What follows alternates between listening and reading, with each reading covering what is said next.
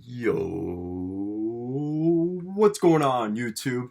And welcome back to Goal Line Hockey. It's your boy Kevin Forte, and today we are going over the latest news around the Toronto Maple Leafs as we've gotten some information about a pending free agent, and that is, of course, Michael Bunting. Everybody's talking about Austin Matthews' new contract coming in the next couple of years and a couple of guys there in the organization. Don't forget about Michael Bunting. He is due for a new contract next summer. And this is a pretty big one. Michael Bunting is coming into a spot where he is 27 years old, going into unrestricted free agency next summer, in the summer of 2023.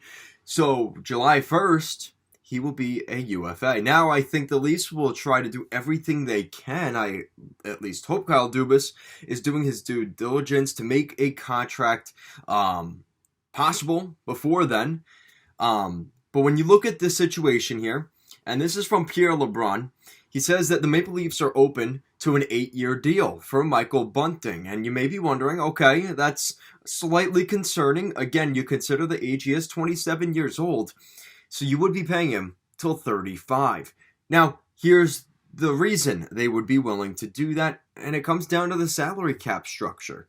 So basically what they're trying to do here is give him a longer term contract, and they want to bring down his annual average value. So I'm not saying these are the numbers that we're necessarily looking at for Michael Bunting, but for easy's sake, we're going to go with this, right? You got to go with me here. Michael Bunting, okay? Let's say he gets a 5-year contract, but he wants $8 million per season. So he still wants that $40 million, but on a 5-year deal. Okay. Here's the other thing. Or you can give him an 8-year deal for $5 million.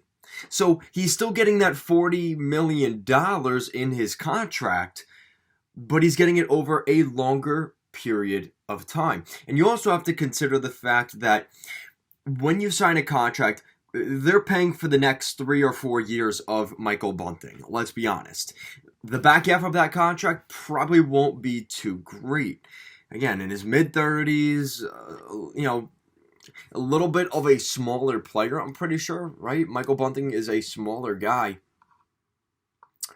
He is 5'11", so take with that what you will. I don't think he's that small of a player, but in the NHL scheme of things, he is considered a smaller player at 5'11". So when you look at those types of guys, how long of a run do they really have? Is this a guy that can play till he's 35? Absolutely. We've seen plenty of those guys do it.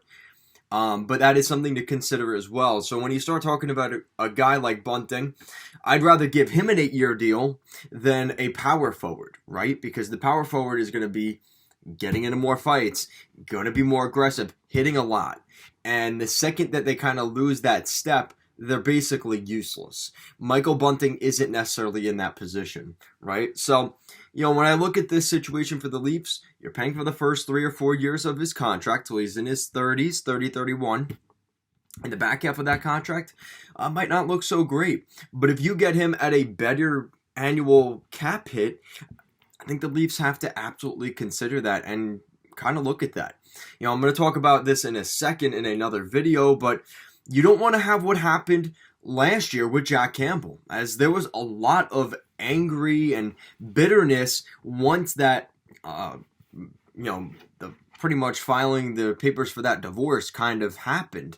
There was a lot of disagreements during the season. The Leafs kind of lowballed Jack Campbell earlier in the season. Jack Campbell bet on himself. He said, no, I'm better than that. Had a really great season, and he got his payday in Edmonton this summer. And I think there is still that little bit of resentment from both sides. So if I'm the Leafs here, I'm doing everything I can to avoid that again this time around. And again, once you start to get toward the end of the season, you're worried about the playoffs. You're worried about, trying to win a Stanley Cup. Nothing gets done during the playoffs. And then whenever they get eliminated, whether that's in the first round or winning the Stanley Cup, you're looking at a spot where at that point, Michael Bunting will say, I might as well test the free agency market now, right? What's the point of of even bothering trying to sign a contract now. I might as well see what I'm worth on the market.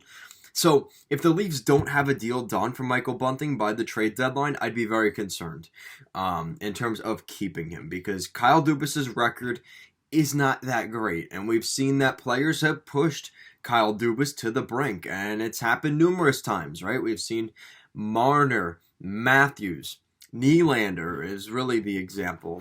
Nylander and Marner are the bigger examples compared to Matthews, but Matthews still got a pretty good payday.